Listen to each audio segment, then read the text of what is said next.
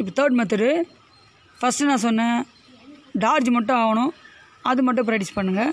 Second வந்து எப்படி தடுக்குது வர மூமெண்ட்டை பஞ்சோ கிக்கோ நம்மளால் படாத மாதிரி தடுக்க தெரிஞ்சிக்கணும். இது செகண்ட் மெத்தட்.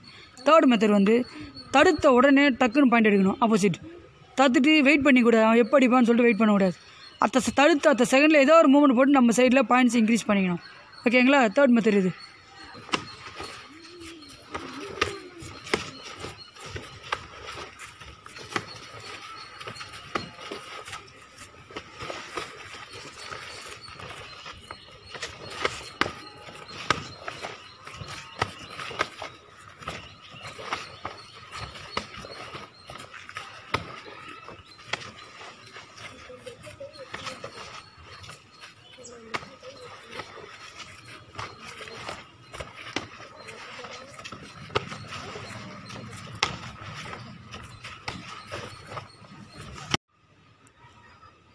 இப்போ ஃபோர்த் ஒன்று, ஃபஸ்ட்டு ஒன்று என்ன சொன்னேன், ஃபஸ்ட்டு வந்து ஒதுங்குதல் டார்ஜ் மட்டும், அது மட்டும் டீச் பண்ணோம்.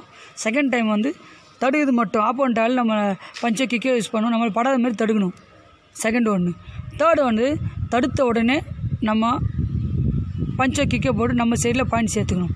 Third one. ஃபோர்த் ஒன்று வந்து தடுக்கக்கூடாது, ஆப்போசிட்டில் அடிக்கும்போது நம்ம டார்ஜ் ஆகிட்டு ஒதுங்கின உடனே அடிச்சிடணும். டார்ஜ் ஆகி உடனே அடிக்கணும், தடுக்காமே பாயிண்ட் எடுக்குது. இது பாருங்கள், ஃபோர்த் ஒன் செய்ய போகிறாங்க பாருங்கள். ஸ்டார்ட்.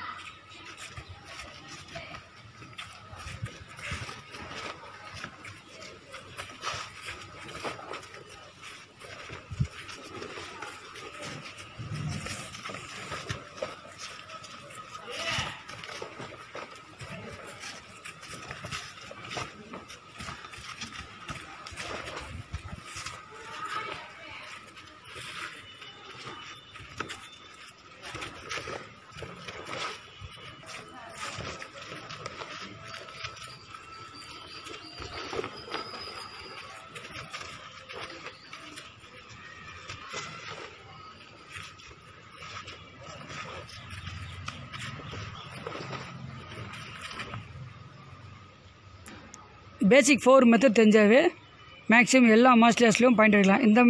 எல்லா மார்ஷல் ஆர்ட்ஸுக்கும் பேசிக் மெத்தடே இது தான். இந்த 4 மெத்தடே போதும் ஹையஸ்ட்டாக நம்ம சைடில் வின் பண்ணுறதுக்கு.